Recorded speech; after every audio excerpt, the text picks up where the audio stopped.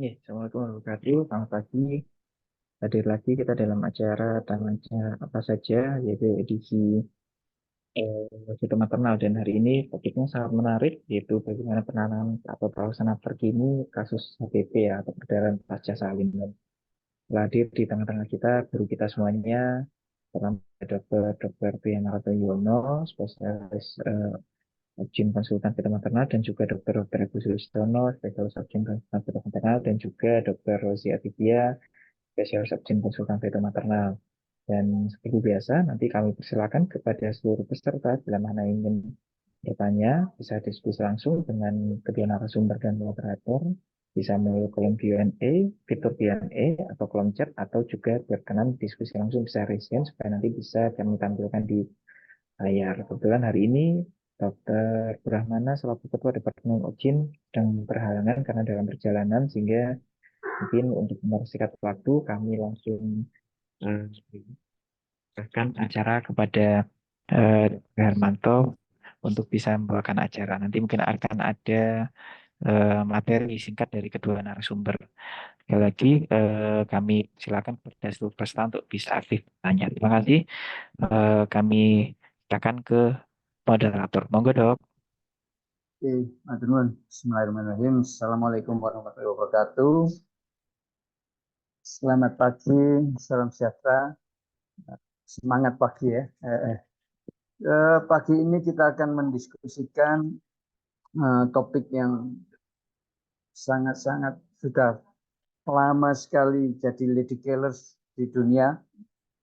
Saya buka up to date Februari 2024 masih menyebut sebagai masuk 5 besar lady killers ya di dunia, baik negara berkembang dan negara maju.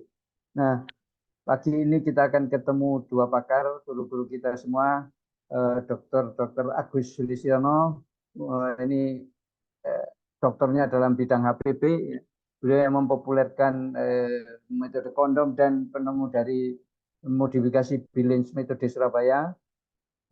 Kemudian saya masih ingat beliau dulu masih mengembangkan yang dijiret itu ya, namanya placenta agreta pakai dijiret. Kemudian ini pakar USG juga. Jadi yang kedua, pembicara kedua adalah Dr. Rosi, yang mungkin semua sudah tahu beliau mbahnya placenta agreta ya. Sampai sekarang secara internasional recognized. Pagi ini kita akan menyedot ilmu beliau-beliau ini untuk praktek kita sehari-hari. Ya, monggo Dr. Agus, kami persilakan.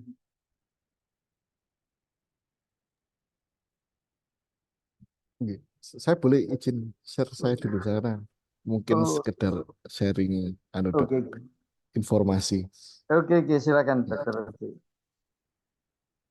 Saya ini bagian pembukaan aja dok, karena kan apa gongnya dokter Agus Sul. Izin sharing kelihatan gitu dok. Sampun, ya, Jadi ini silakan. sekedar report dok ya, pengen pengen jelaskan, pengen sharing ya. Ke apa istilahnya HPP ini termasuk ya ilmu yang bisa dibilang sedikit diremehkan oleh Opjin dok ya, karena memang ya HPP ilmunya ya gitu-gitu aja. Kadang banyak yang berpikir bahwa ya HPP pasang kondom kateter atau mau melakukan jahitan kompresi uterus, hysterektomi sesimpel itu dok. Kadang orang berpikir, sehingga mungkin secara teori cenderung membosankan dalam kutip, banyak yang berpendapat seperti itu. Tapi kalau kita melihat report yang kami terima ya, kebetulan proyeknya saya sama Dokter Agus Sul waktu itu. Jadi kita coba mendata 10 tahun dok HPP ini ya. Semakin lama semakin naik. Dari angka dari dulu tahun 2% naik ke 9% dok. Jadi tambah Hmm, tinggi memang. Memang terkait dengan kalau dari penyebab ya terkait dengan tingginya meningkatnya angka plasenta agarta spektrum di Sutomo.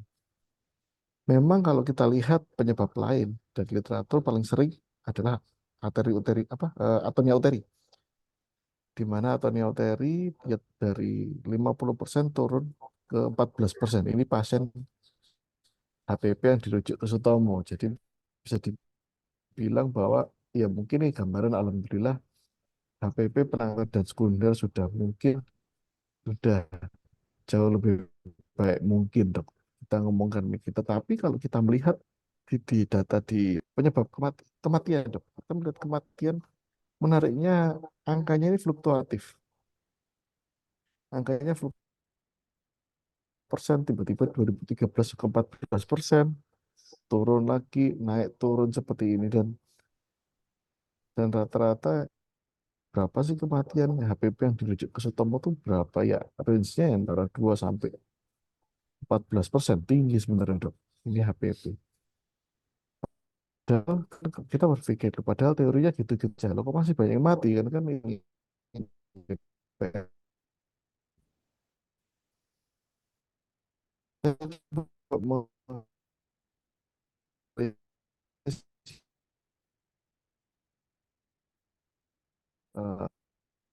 Kita harus pahami bahwa HPP ini kebanyakan satu waktu. Nah, kalau kita lihat eh,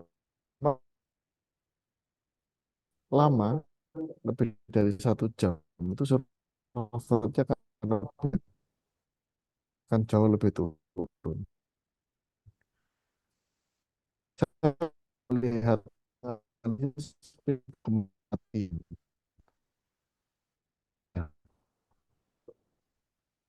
pada kasus yang kita dapatkan kematian ini 30% penyebabnya dasarnya. Kenapa? Pikir bahwa HPP dilakukan massase, kasih oksitosin, double IV, terus ya tindakan-tindakan lebih lanjut. Tetapi ketika kita mendapatkan pasien kita mau ngapain? Panik biasanya.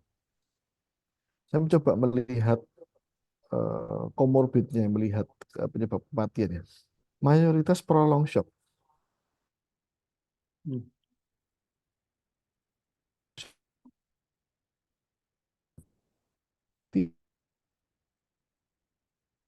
Itu adalah saat didiagnosis awal, manajemen awal, rujukan itu berjalan, delay sehingga shocknya berjalan berkepanjangan sehingga berujung ke kematian.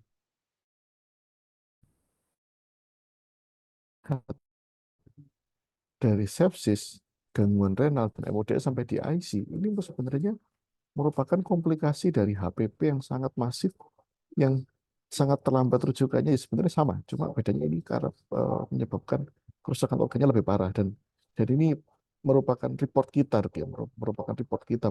HPP secara teori gitu-gitu aja, tapi kenyataannya penanganan kita sebenarnya untuk kasus-kasus HPP itu masih kurang, terutama untuk HPP yang dalam kondisi yang inferior sekali.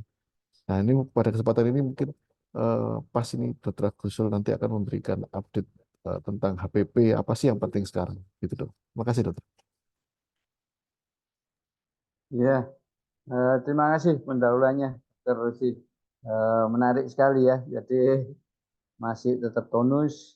Kemudian maternal death cause-nya adalah prolonged shock ya, yang paling dominan. Ya, ya. Terima kasih. Ya. Monggo, Dr. Agustul. Ya, baik. Terima kasih banyak Dr. Hermanto sebagai moderator. Baik, Bismillahirrahmanirrahim. Assalamualaikum warahmatullahi wabarakatuh. Selamat pagi sejahtera untuk kita semua. Nggih.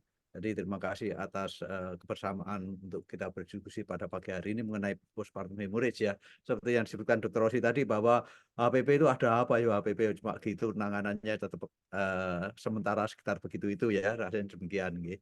Tapi nanti coba kita akan kembali review kembali karena ada beberapa yang tindakan-tindakan baru ataupun kita yang sudah perlu pengingatan kembali karena rasanya ini mulai dari awal sampai akhir dari penanganan HPP nanti insya Allah moga-moga kita bisa bersama-sama kita diskusikan. Gitu. Baik, saya izin untuk share screen.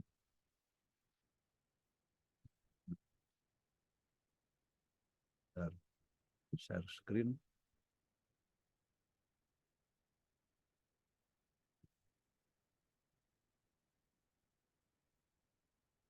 Baik.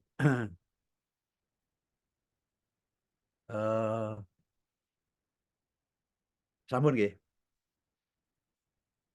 Bisa Ampun, bisa dok. dilihat. Bisa. Ya, baik. Kelihatan. Jadi Jelas. mengenai penataran HPP kita bagikan menjadi beberapa karena kita di sini juga ada dari FKTP 1 yang juga pada pagi hari ini kita bisa sharing bersama. Kalau ini ada beberapa hal di mana kalau kita diagnosisnya sudah kita anggap sudah tidak ada masalah karena diagnosis pun sudah ada beberapa update ya, di mana dulu dibagi menjadi 500, 1000 ya dan seterusnya itu ya.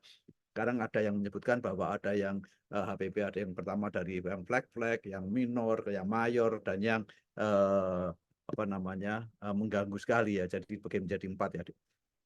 Kemudian dari penanganannya kita mulai dari penanganan yang awal, di mana biasanya pasien-pasien HPP biasanya yang paling banyak adalah kejadiannya adalah di FKTP, di mana FKTP itu adalah yang paling utama, di mana FKTP adalah yang membuat pasien itu tetap stabil. Ya, stabil bisa dikerjakan dengan cara pemberian cairan yang mencukupi dan dihentikan perdarahannya. Ya, cairannya diberikan cairan, medikamentosa, rasanya tidak ada masalah. Di mana ada tambahannya yang dulu kita tidak pernah lagi menganggap asam tranexamat adalah sebagai salah satu tindakan dari HPP. Kemudian tahun 2017 oleh WHO, asam tranexamat pun sekarang mulai dipakai sebagai salah satu obat dari HPP karena terbukti dari Women Trials bahwa asam tranexamat bisa menurunkan angka kejadian perdarahannya. Walaupun kita tahu adalah kalau misalkan kausa HPP-nya adalah karena kontraksi, yang utamanya adalah kontraksi rahim. Tetapi apapun dengan pemberian kontraksi ini, tetapi masih juga memerlukan asam transeksamat. Ya, karena asam transeksamat nanti akan membentuk trombin, dan trombin itu juga akan menyebabkan rahimnya berkontraksi. Jadi trombin itu nanti ada ikatannya, reseptornya namanya PAR1 ya. Dari sana nanti dia akan menyebabkan kontraksi baik lewat miosin maupun lewat aktin. Jadi sebetulnya asam tranexamat memang betul ya. Jadi ini penting sekali. Kemudian ada penanganan dari medikamentosa, kemudian ada yang non invasif di mana ini yang kita kerjakan di daerah dengan massase uterus yang selalu kita kerjakan.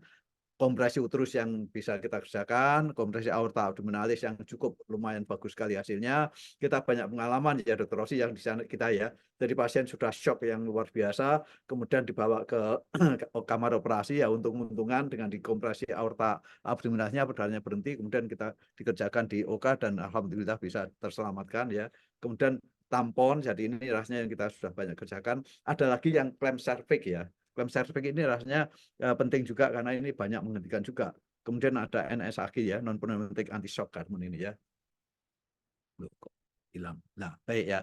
Jadi ini yang pertama tadi bahwa ada kompresi bimanual yang rasanya kita tidak ada masalah ya dengan kita lakukan kompresi dengan dua tangan kita ini. Kalau kausanya atoni 99% dapat dihentikan dengan kompresi bimanual internal ini. Karena apapun juga perdarahan akan berhenti kalau dilakukan kompresi dari perdarahannya. Jadi kalau perdarahan di sini kita tekan di sini akan berhenti. Sama. Itu kalau ditekan demikian pasti berhenti ya.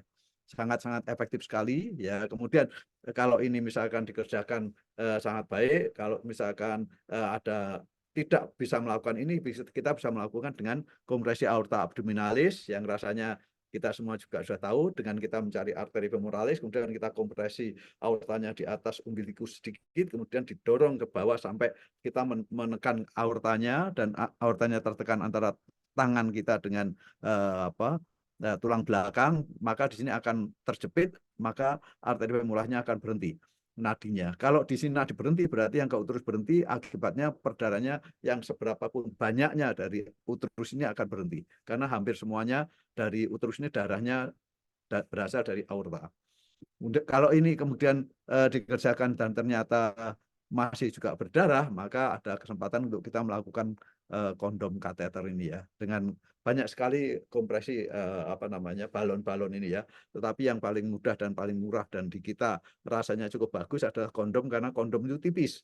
Kondom tipis itu dia bisa masuk ke uterus ini ya. Dinding uterus kan tidak halus sekali bunter kayak lampu gitu ya. Tetapi dia kan berbelok-belok. Nah ini dinding yang tipis ini dia dapat mengikuti keloan-keloan dari kafum uter ini ya. Ini cukup lumayan baik hasilnya. Kemudian ini adalah yang tadi pakai kain yang ditelangkupkan ke tubuh kita dan diikatkan ya. Jadi semacam strappers itu ya. Jadi ini sayangnya kita tidak punya alat ini ya, karena alatnya besar ya. Kemudian ini yang dulu ditinggalkan ya dengan klem Henkel ya, zaman dulu kalau yang para senior-senior sekalian masih ingat klaim Henkel untuk kanan kiri arteri uterina, sekarang ini mulai dipakai lagi ya, mulai tahun 2017, 2022 itu masih banyak sekali yang memakai yang dengan cara-cara yang baru ini ya. Intinya adalah melakukan klaim pada kanan kiri dari porsio atau pada porsionya langsung diklaim pun bisa, karena di sini intinya adalah mengeklaim pembuluh darah di sini karena banyak sekali ternyata aliran darah yang di uterus asalnya banyak dari daerah bawah, dari vagina, arteri vaginalis maupun vesikalis kanan kiri. Jadi ini dengan adanya klaim di sini otomatis juga aliran darah yang ke atas juga berkurang, maka dengan kontraksi yang sedikit dari atas maka akan berdarah berhenti. Ini juga cukup banyak sekali kita pakai di Dr. Sutomo dan hasilnya juga cukup bagus sekali. Tetapi kalau tetap berdarah maka tetap dianjurkan untuk dikirim ke rumah sakit ya. Nah, di sana nanti tetap dilanjutkan obat-obatannya, penanganan invasif kalau belum dikerjakan sambil menunggu OK bisa dikerjakan, kemudian operatif nanti bisa dikerjakan dan rasanya ini sudah dapat selesai di FKTL ya, di rumah sakit dengan jahitan kompresi atau jahitan dari pembuluh darah ya. Jahitan pembuluh darah banyak sekali macamnya ya. Jadi ada stepwise itu ya, stepwise dari mulai dari arteri uterina yang agak tengah yang persis di daerah insisi, kemudian kalau tidak berdarah lagi masih berdarah lagi agak di bawahnya lagi, kemudian ke atas arteri utero-ovarika ya. Jadi banyak sekali ya cara-caranya ya. Dan masing-masing ini ada stepwise-nya ya. Jadi ini ya yang dikerjakan oleh Dr. Abdul Rabu dari Mesir ya. Jadi dari satu, kalau masih berdarah dua, kalau masih berdarah di tiga ya kanan kiri. Jadi ini rasanya diinformasikan dari 100 pasien semuanya dapat berhenti ya. Ada yang kemudian kalau misalkan uterusnya atonnya sekali dapat dengan Billings ataupun dengan metode Surabaya, rasanya insya Allah semuanya sudah banyak yang bisa mengerjakan dengan baik dan ini sangat mudah sekali ya.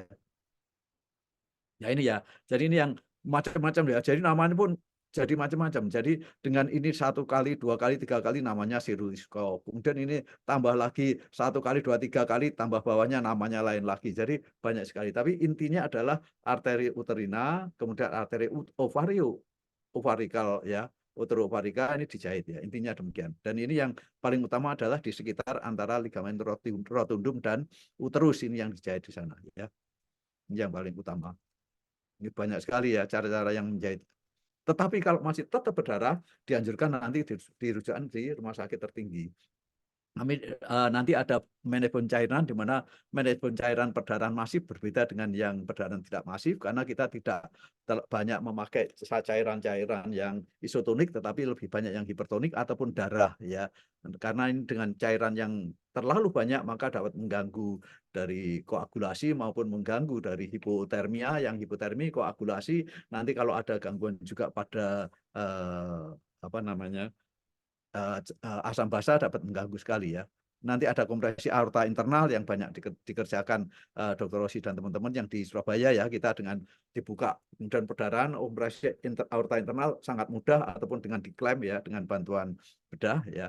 Kemudian ligasi arteri hipogastrika walaupun tidak terlalu manjur ya, ini disebutkan hanya mengurangi sekitar 40% saja ya arteri hipogastrika ya, tidak terlalu manjur, tapi ini boleh dikerjakan.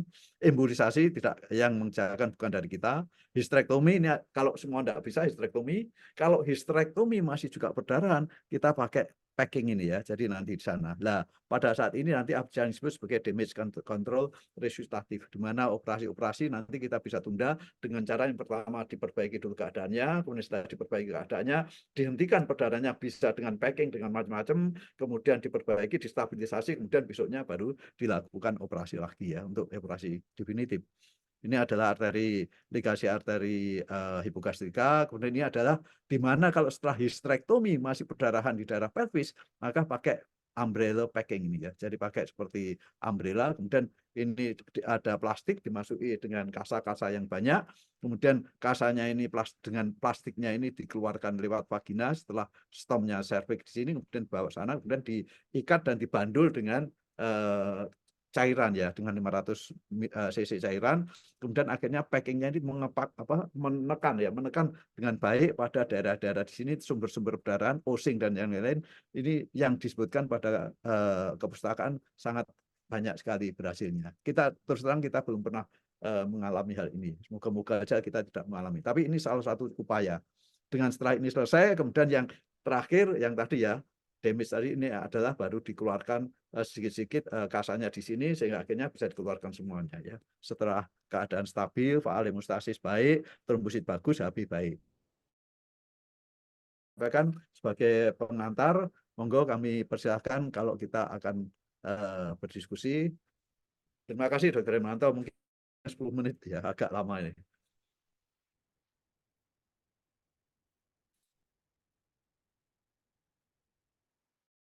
Masih mute Dr. Host.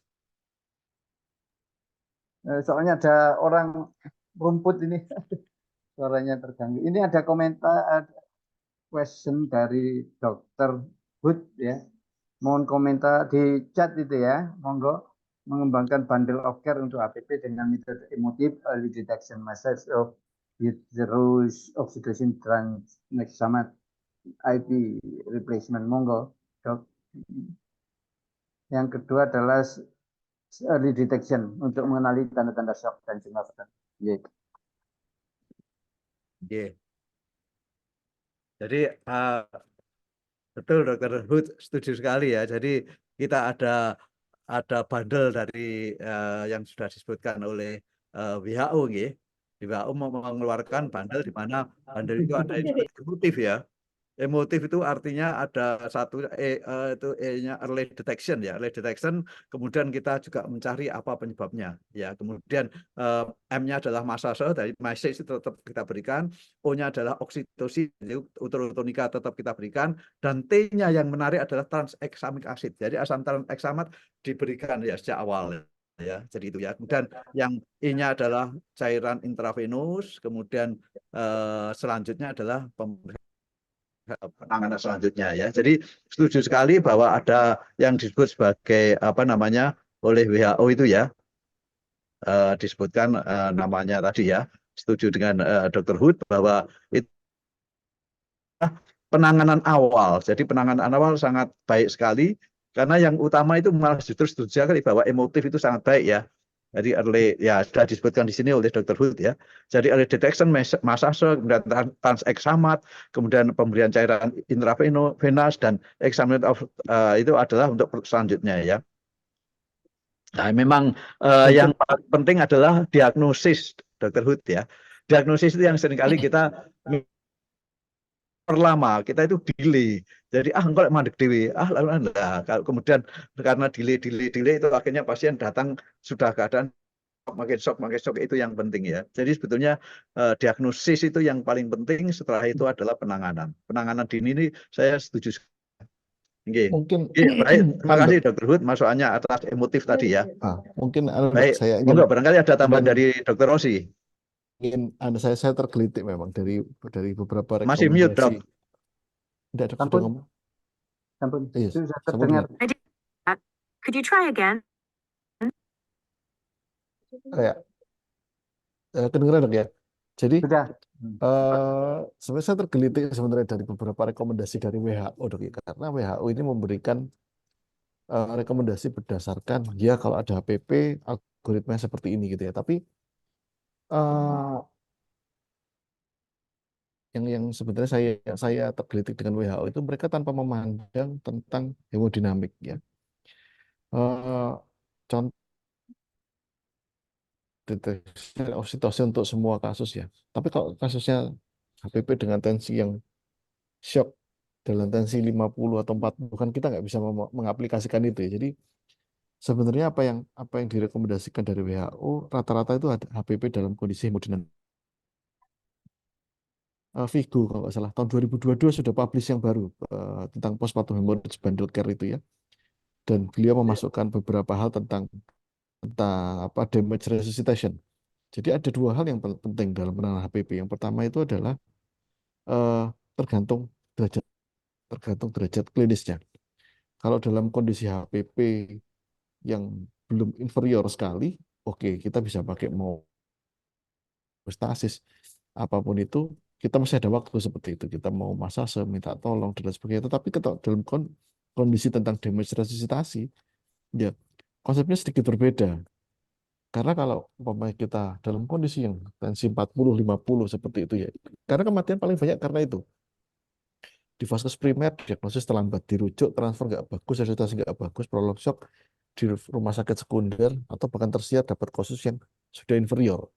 Kalau kita mau kembali memberikan oksitosin, kita mikir metergin, kita mikir, itu akan memberikan waktu yang lebih lama. Makanya itu harusnya lebih agresif, harusnya lebih agresif.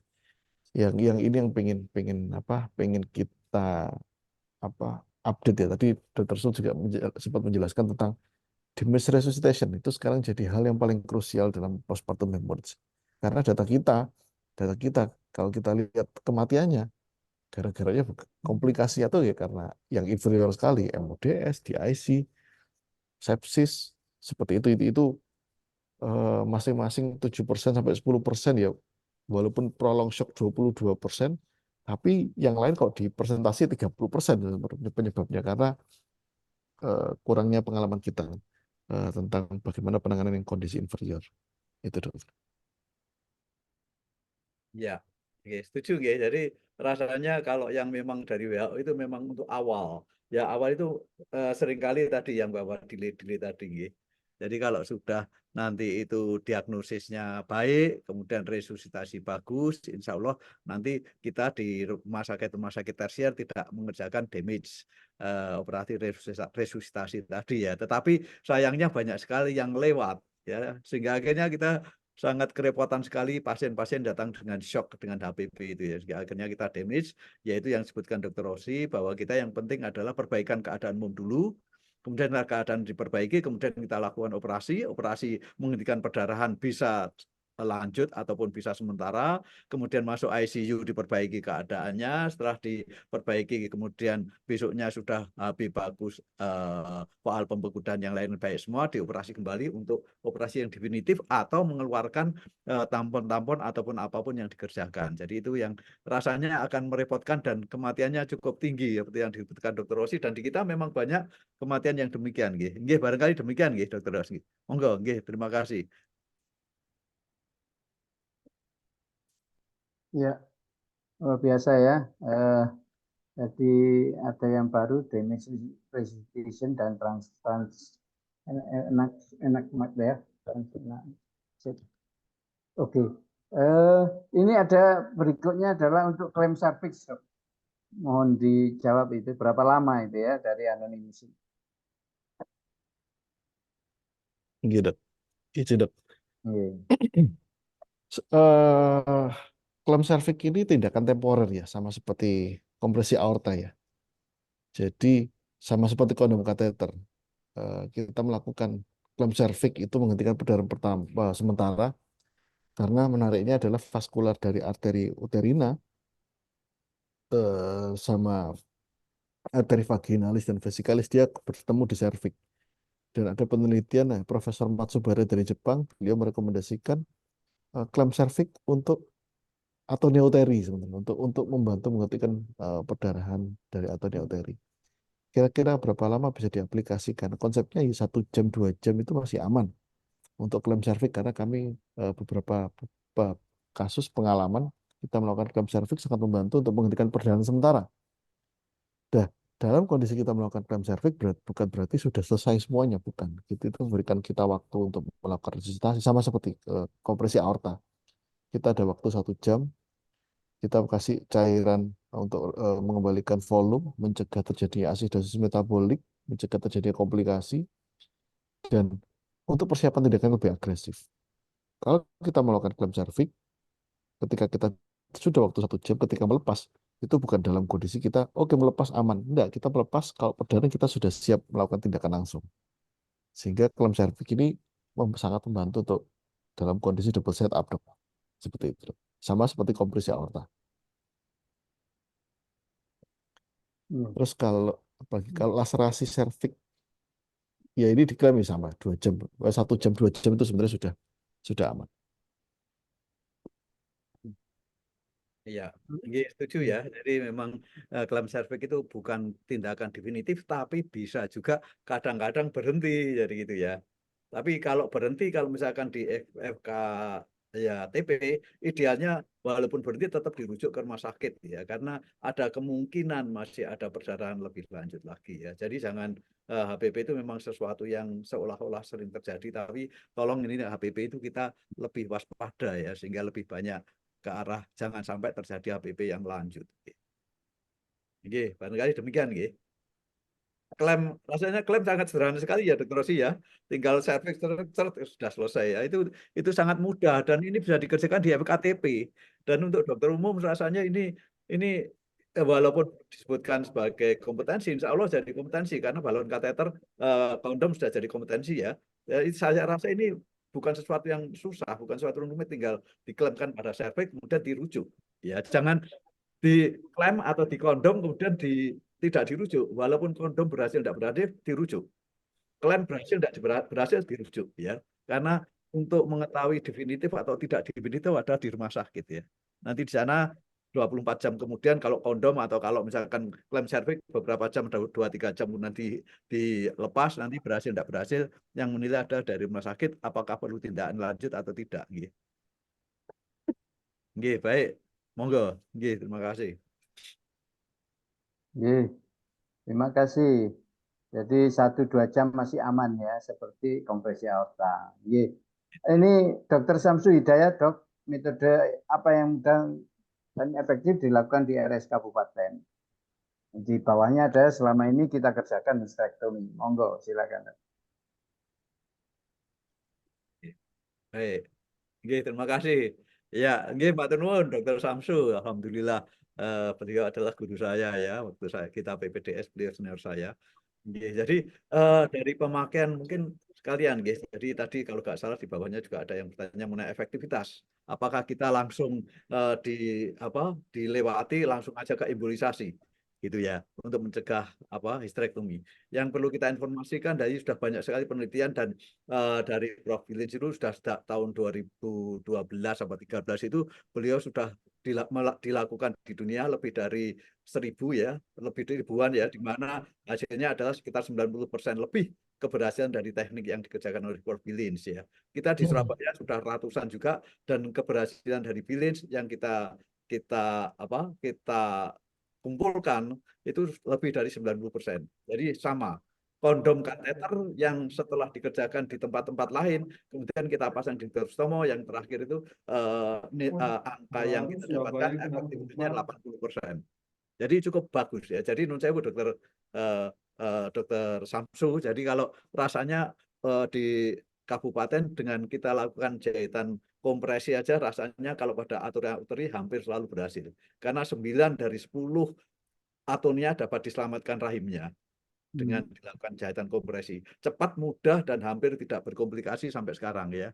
Tidak ada yang aneh-aneh. Jadi rasanya itu sudah cukup bagus. Ya. Monggo mungkin ada Dr. Rosi yang banyak pengalamannya, banyak dari luar negeri, mungkin banyak sekali angka-angka ataupun teknik yang lain. Ya, sekarang itu banyak dikembangkan teknik untuk menghindari histerektomi ya. Histerektomi juga sudah bukan jadi tindakan yang rutin pada HPP. Histerektomi itu kalau udah kepaksa banget. Ada beberapa kerugian histerektomi dok sebetulnya karena ketika kita melakukan histerektomi berarti kita kayak mengambil darah sekitar 1 liter sampai 1.500 itu yang beredar di uterus. Sehingga kalau kita melakukan histerektomi, kenyataannya adalah kita kayak ngambil 1 liter darah dari tubuhnya ibunya itu. Jadi sebenarnya itu kerugiannya sehingga banyak orang yang berusaha mengembangkan. Bahkan yang terbaru itu mengembangkan cara minimal invasif itu dengan menggunakan vakum dok, kanul vakum dok. Ya. Vakum. Ya, kebalikan dari kondom. Jadi itu mereka membuat kanul khusus. Kalau kondom kan memberikan tekanan positif ya untuk mengisi ruangan uterus supaya vaskuler ketutup ya. Kalau ini kanul vakum ini memberikan tekanan negatif. Jadi kanul dimasukkan ke intrauterus ada apa istilahnya? Ada yang menahan serveknya balon kayak balon gitu lalu diberikan tekanan negatif itu membuat uterusnya kesedot sehingga berkontraksi dok. Dan konsepnya sama untuk membentuk mechanical contraction dan itu ternyata sangat membantu dan bahkan eh, 2 tahun yang lalu eh, saya kami diajak untuk penelitian randomized control trial untuk vakum tersebut. Cuma saya tolak waktu itu karena apa kasus atonia lebih jarang di Sutomo ya, lebih banyak akreta itu. Jadi karena kasusnya khusus untuk atonia UTRI. Jadi makanya sebenarnya konsepnya sama. Kalau kalau di Demeter Resuscitation itu level antara ligasi hipogastrika, jahitan kompresi uterus, ligasi arteri uterina itu levelnya sama. Jadi kalau seandainya dalam kondisi inferior kita melakukan jahitan kompresi, ya jangan ditambahin, nggak perlu ditambahin ligasi hipogastrika seperti itu dok ya. Karena akan membawa waktu dan meningkatkan resiko malah. Kalau memang dari inferior sekali, jangan jangan mementingkan operasi histerektomi ya, tapi mementingkan kompresi aortanya dulu. Karena yang membunuh itu bukan masalah histerektomi ya, tetapi karena kondisi yang jatuh Cairannya. ke eh, DIC, ke komplikasi gara-gara metabolic acidosis. Seperti itu, Dok. Nggih, nggih. Biasa. Ini pertanyaan berikutnya adalah apakah ada indikasi untuk pencampuran oksitosin dan ergometrin untuk diinjeksikan? Silakan dok. Nggih. Kalau mau izin dok, kalau kalau tentang metil ergometrin maksudnya mau di mix dicampur kayak kayak sebenarnya eh, kedua obat tersebut tidak pernah dilaporkan adanya akan mengubah komposisi kimia di dalam obat tersebut kalau dicampur gitu. Sehingga menurut saya mau dicampur apa enggak, kok kayaknya reseptornya berbeda. Karena mekanisme reseptornya berbeda kan. Mekanisme kerjanya berbeda. Kayaknya nggak ada masalah. Tapi nggak ada penelitian yang, oh ini dicampur aja dimasukkan. Itu dua hal yang berbeda dok. Mekanisme berbeda. Maksudnya jangan membayangkan bahwa, oh tak campur supaya kontrasnya lebih bagus. Enggak, sama sekali enggak ada hubungannya. Malah sekarang itu direkomendasikan kalau seandainya perdarahan masif, targetnya adalah karbetosin. Karbetosin itu jauh lebih bagus dibandingkan oksitosin ataupun metergin. Karbetosin itu mempunyai efek kontraksi sekitar 4 jam. Cuma memang sementara harganya mahal. Sementara harganya mahal.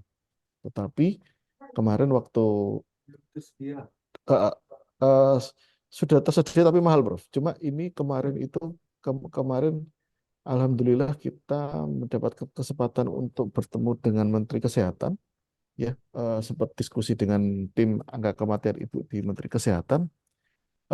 Kemarin kita sempat mengusulkan dari POGI sempat mengusulkan untuk eh, penyediaan karbetosin ya, mungkin tidak untuk menggantikan tapi ya ya supaya lebih murah, dan katanya hal itu bisa dilakukan melalui pendekatan dari pemerintah ke pabrik yang membuat karbetosin. Jadi nanti mungkin sekarang masih sulit untuk tersedia, tapi kita insya Allah moga-moga kalau memang lancar ya mungkin beberapa tahun ke depan karbetosin akan tersedia dengan harga yang jauh lebih murah dibandingkan yang sekarang.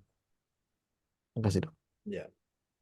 Ya, karbetosin pun sekarang mulai dianukan juga ya dari Rumah Sakit Dr. Sutomo, dimintakan juga untuk sebagai obat yang salah satu obat yang ada di kita ya.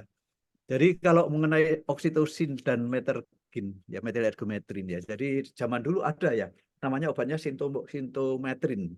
Sintometrin ya. Terus masih anu gitu oke. Ya, Jadi saya tidak nyala. pakai.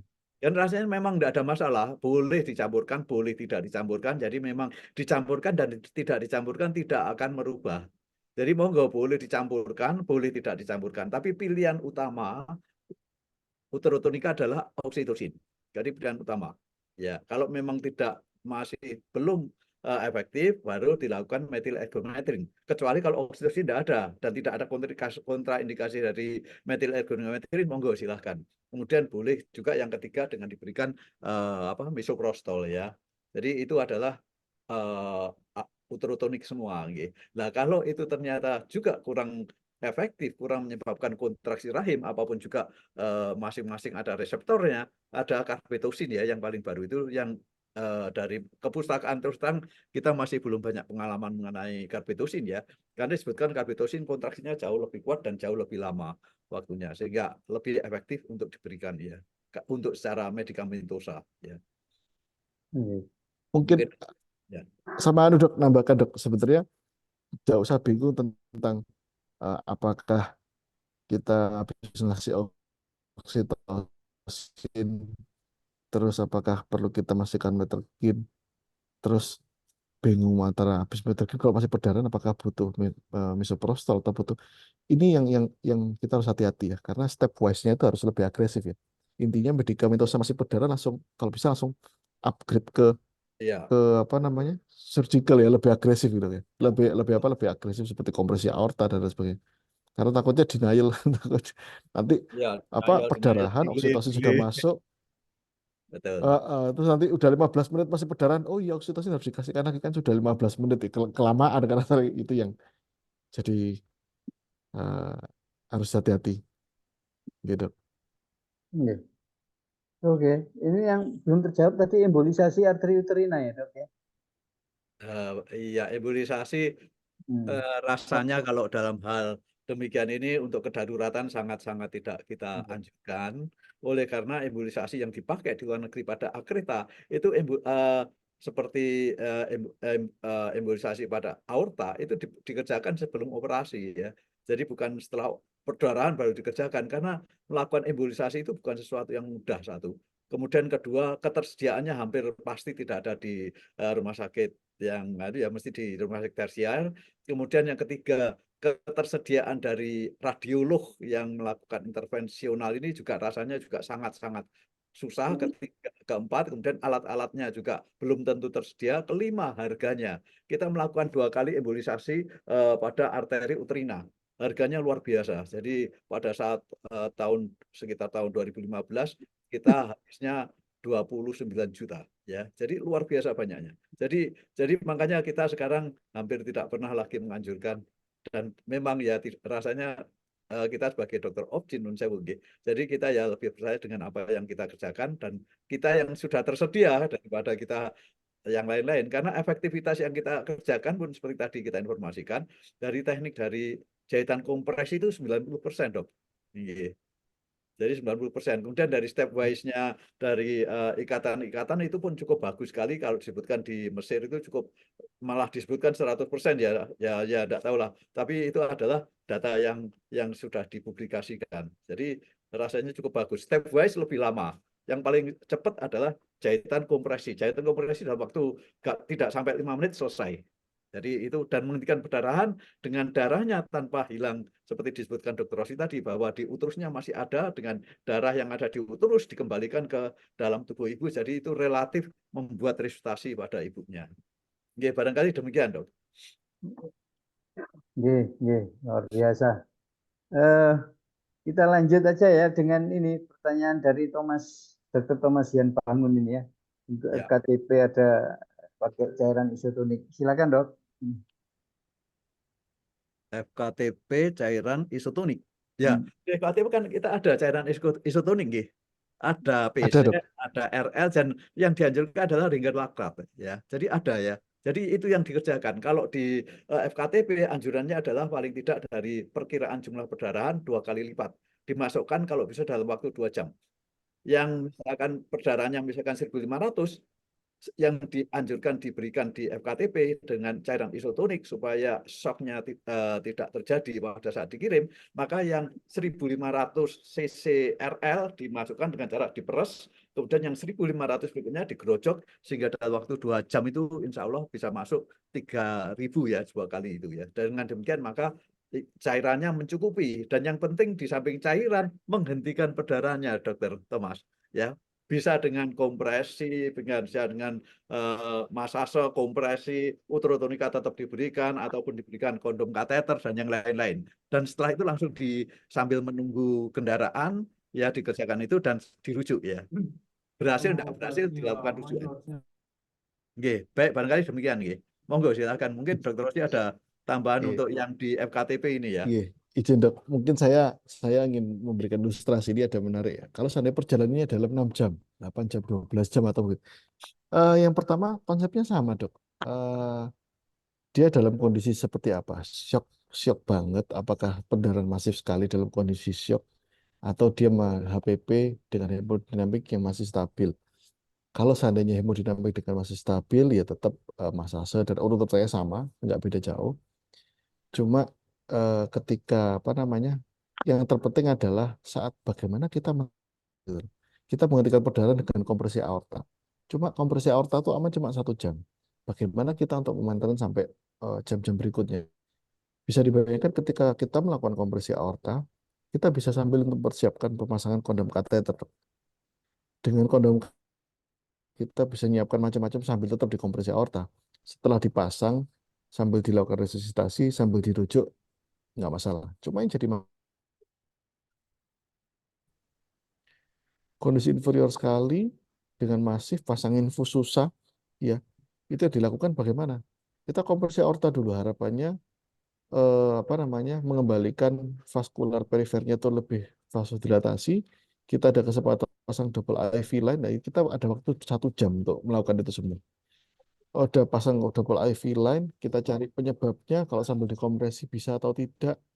Kalau seandainya penyebabnya atonia sambil kompresi, tetap targetnya adalah pemasangan kondom kateter dan dirujuk seperti itu dok. Cuma ya susahnya adalah kalau dalam kondisi yang inferior sekali, bagaimana? Apa yang bisa dilakukan?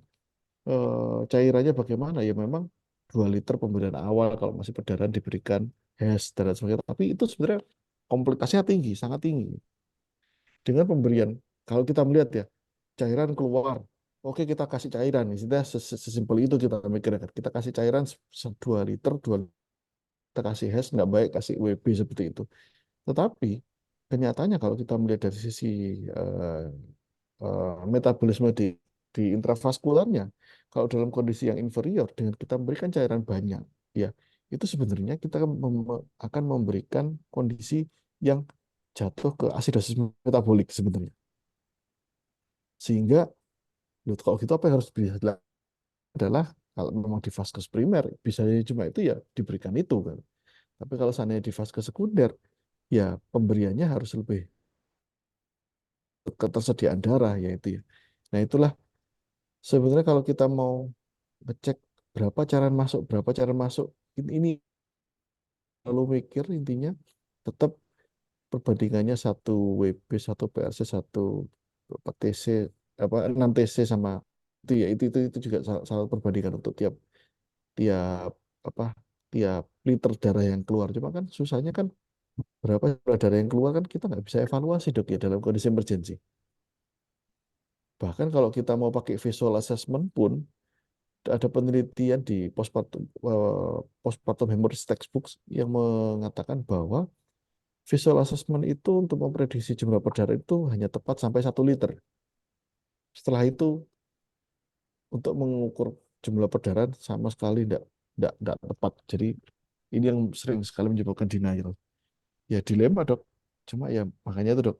Ya kalau bisa deteksi dini, yang utama ya identifikasi faktor resiko dok ya.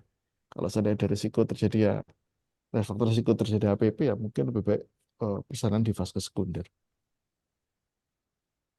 Terima kasih dok. Oke. Monggo Dokter Agus ada tambahan? Iya, ya, ya rasanya gitu. Jadi yang penting tadi kita nilai keadaan pasiennya dulu itu ya. Kalau memang shock berat ya sudah cairan yang nomor 1, kemudian rujuk ya. Tapi ya cuma masalahnya memang rujukan yang jauh tadi yang jadi masalah untuk semuanya. Jadi yang penting kita jaga jangan sampai shock, caranya jangan sampai bertambah. Oke, terima kasih. Ya, kita lanjut ke berikutnya karena waktunya makin mepet ini. Ini ada cesarean hysterectomy langkahnya. Wah, kita menghindari hysterectomy ini sebetulnya. Jadi monggo dok. Mungkin ini akan kita bahas yang lain ya, karena ini Ya, ada teknik sekali, di mana kita nanti bisa ngeklaim di mana itu tekniknya. Tapi intinya yang kalau hysterectomy ya sudah, yang di hysterectomy adalah atasnya adalah pada tempat di mana kita menginsisi rahim yang di sesar itu ya. jadi tidak terlalu ke bawah. Nggih, barangkali intinya demikian. Nggih. Dokter Rusi ada tambahan? Panjang dok kalau kita ngomongin Iya. teknik dok. Di YouTube ada Iya. banyak kok dok. Iya, itu satu sesi sendiri itu. Nggih. Ya. Oke. Nah, ini pertanyaan berikutnya adalah tentang ini dosis pemberian Talnexan. Monggo dok. Ya, jadi pemberian transeksamat di semua kepesertaan disebutkan bahwa pemberiannya satu gram ya. Kemudian kalau masih juga ada perdarahan bisa diulangi lagi dalam waktu 1 jam lagi pun diberikan 1 gram ya. Jadi relatif dosisnya aman, dosis margin of safety-nya juga lumayan aman. Setelah itu kalau setelah operasi atau sudah selesai pun dilanjutkan dengan 3 kali 1 gram boleh dikerjakan terus. Jadi relatif aman dan relatif margin of safety-nya itu cukup baik, Iya. cukup lebar. Jadi dosis pertama IV 1 gram ya dok ya? Iya dok. Nanti bisa diulangi 1 jam kemudian dan seterusnya. Iya, Dokter Rusi ada tambahan? Iya dok, ikut dok, setuju dok. Ya. Oke, lanjut adalah kompresi aorta. Tadi sudah dijelaskan, monggo mungkin dijelaskan sekali lagi dok. Ya, kompresi aorta itu sebenarnya kita seperti buying time ya, membeli waktu dok ya. Paling aman untuk 1 jam. Cuma jangan bayangkan bahwa selama perjalanan 6 jam kompresi aorta selama 6 jam, jangan, bahaya malah. Kompresi aorta ini dalam waktu 1 jam ini bisa macam-macam. Bisa membantu pasang infus, bisa untuk mempersiapkan kondom kateter, bisa untuk cari bantuan, bisa cari untuk, intinya adalah ketika kita minta kita transfer, ketika kita mau melakukan tindakan yang lebih mengganti tindakan, itu kita bisa membantu waktu sih, membeli waktu. Nah, sebenarnya idealnya kalau perjalanan panjang, sebenarnya paling bagus itu pneumatic garment. Iya dok ya. Dimana itu sebenarnya kayak tensimeter cuma dipasang di kaki sama perut di pelvis itu. Lokasinya kan kalau kompresi aorta di umbilikus, ya. Nah, ini pneumatic garment itu kayak mansetnya tensimeter, tapi ini untuk kaki sama pelvis sama perut dok, sama untuk uterus. Targetnya adalah untuk mendistribusikan peredaran darah di inferior itu lebih difokuskan ke jantung, renal sama otak. Itu bisa untuk transfer dalam jarak yang jauh, dalam jarak yang panjang, dan itu sangat membantu dan jadi rekomendasi. Cuma sayangnya WHO itu memberikan bantuan untuk pneumatic garment itu tidak sampai ke Indonesia, tapi rata-rata di drop sampai di mana, di Afrika. Ya. Tapi kedepannya Insya Allah kita juga kemarin juga sempat diskusi dengan timnya Menkes juga untuk pneumatic garment ini juga krusial, harusnya tersedia di semua vaskes primer di Indonesia, vaskes kunir juga, dan mungkin ini juga jadi salah satu proyeknya saya sama Dokter Agus gitu ke depan dok ya, untuk pneumatic garment ini kita sederhanakan dan bisa dipakai di mana-mana. Nanti ke depannya seperti itu. Insya Allah moga-moga bisa terwujud dok. Bentuknya kayak cuff-nya tensimeter itu. Enggak, tapi untuk seluruh badan dan kaki dok. Oh. Bisa saya monggo. Iya dok, tadi dokter saya bisa share. Iya dok. Ini saya share kembali ya.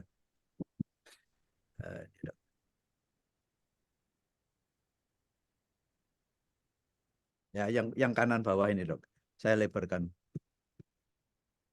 Oke. Oh, sorry. Ya, jadi jadi ini yang di kaki ada mulai dari kaki, kemudian ke kaki bawah, kemudian di atasnya lutut, kemudian di perut, kemudian di yang paling akhir ini ada benjolannya, ini untuk menekan uterus, kemudian ini yang di atasnya. Jadi saya ketemu sama yang pneumatic shock garment ini ya, Susan Miller ya. Susan Miller ya, Susan Miller, beliau yang dulu waktu kita di Malaysia tahun 2007 ya, waktu ketemu juga sama Prof. Bilin. Beliau ini cuma sayangnya saya mau dikasih tapi besar sekali saya tidak bisa membawa. Ya, jadi ini yang penemuan dari Susan Miller. Jadi ini bagus sekali dan ini bisa dipakai oleh sopir ambulan pun bisa masang. Jadi karena gampang, tinggal orangnya tidur, kemudian bawahnya itu dipas-paskan kakinya, itu semuanya dipasangkan, tinggal dipasang krek. Jadi seperti pasang apa namanya krek-krekan kalau kita pakai strapless itu loh ya. Ya, ya, Ya, Mindsetnya tensi, Dok. ya, ya kayak tensi ya, yang krekan itu loh. ya. Iya. Oke, menarik sekali. Mudah-mudahan dapat bantuan. Nggih. Ini ada terima kasih. Rabetosin sudah dibahas. Ini pertanyaan terakhir ini. Saat durantesanya terjadi perdarahan dan dari kafum putri yang terus mengalir, padahal gak ada sisa dan kontraksi baik. Apakah ada teman dilakukan ligasi arteri pakai benang munisi? Monggo, Dok. Perdarahan dari kafum terus, padahal gak ada sisa dan ya. Jadi kalau memang dari uterus, ya jauh, rasanya bisa dikerjakan dengan pengikatan, Dok. Pengikatan baik, pengikatan pada inside itu pada penempelan dari plasentanya, ataupun bisa dengan ligasi dari arteri uterina maupun dan arteri yang lain, ya. Itu bisa. Tapi yang paling efektif adalah dilakukan penjahitan pada inside-nya. Jadi misalkan di sini ada lukanya pada bekas penempelannya, di situ ada perdarahan, maka di sana dijahit secara jahitan kotak demikian ya. Jadi jahitan cow yang separuh itu sehingga akhirnya dia akan berhenti ataupun dijahit ikat. Jangan khawatir kalau misalkan kita menjahit dari dalam bisa tembus keluar, kemudian tembus ke dalam. Jadi itu yang sangat mudah sekali ya, sangat mudah sekali dikerjakan karena itu bisa dikerjakan oleh kita semua. Oke. Oh iya, Dok, saya juga pengen nambahkan tentang jahitan Jo, Dok. Ya. Konsep seperti katanya Dokter Agustul, jahitan Jo itu konsepnya adalah ditembuskan ke intrauterus ya. Maksudnya tembus, karena beberapa kasus yang dirujuk ke kita itu niatnya jahitan Jo, tapi ternyata cuma permukaan di serosanya, Dok.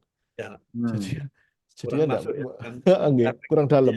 Kurang efektif, kurang bisa mencengkram dari rahimnya, betul. Oke. Ini Dokter Eka Nasur sudah terjawab ya, dan Bangil ya. Gitu. Ada pertanyaan satu lagi kalau nggak salah. Dari Dokter Arif Tanjung Seto. Dari Dokter Arif. Sesama peserta. Terakhir Dokter Seto ya. Ini ada yang di chat, Dok. Ya. Melakukan ligasi arteri uterina tanpa yang aman tanpa menyebabkan cedera ureter. Izin, Dok, saya sharing, Dok, karena kebetulan saya mendapatkan pengalaman berharga motong ureter 3 kali, Dok, secara AFU. Maksudnya AFU itu saya mengeklaim area-area uterus yang saya dulu berpikir, mungkin saya mikirnya, oh ini kayaknya area sini aman, tidak ada apa-apa. Saya klaim saya potong. Ternyata saya potong ureter. Kalau dari anterior akan susah, Dok ya. Yang pertama HPP kita harus eksteriorisasi uterus. Kalau di anterior masih ada buli, kita akan susah evaluasi. Ini di mana ureter? Kadang apalagi kalau dalam kondisi panik. Kita bisa memanfaatkan yang posterior, Dok. Jari kita ke posterior, meraba kafum Douglas. Nah, persis di lateralnya di kafum Douglas tersebut, kita raba ligamentum sacrouterina. Nah, persis di lateralnya ligamentum sacrouterina, itu ureter akan merangkul melalui area situ. Ureter akan merangkul ligamentum sacrouterina ke depan. Sehingga di level situ, itu adalah area berbahaya. Kapan kita melakukan ligasi uterina, di mana levelnya? Yang pasti jangan di area situ, harus di atasnya. Karena kalau mau di area situ, saya 3 kali, Dok. Saya ngeklaim ligamentum sacrouterina, karena saya niatnya retrograde hysterectomy. Ternyata ketika saya potong, saya menemukan ureter. Dan ketika itu baru saya paham. Oke. Terus kalau kadang kita mikir, loh, kalau kita melakukan hysterectomy biasa, kita nggak pernah melihat itu ada di sisi ligamentum sacrouterina. Karena untuk tindakan step hysterectomy, kita bladder flap dulu, baru kita potong-potong macam-macam. Ketika kita sudah bladder flap, posisinya sudah berubah, Dok, semuanya. Cuma kalau seandainya belum bladder flap, ya di lateral dari ligamentum sacrouterina itu adalah ureter. Jadi hati-hati di area situ. Gitu. Makasih. Dangerous area. Ya, ada mungkin dari saya ini ada. Ya, monggo, Dok. Ini misalkan ini adalah Nah, ya. rahim. Misalkan nih. Jadi ini adalah insisi kita ya dok ya.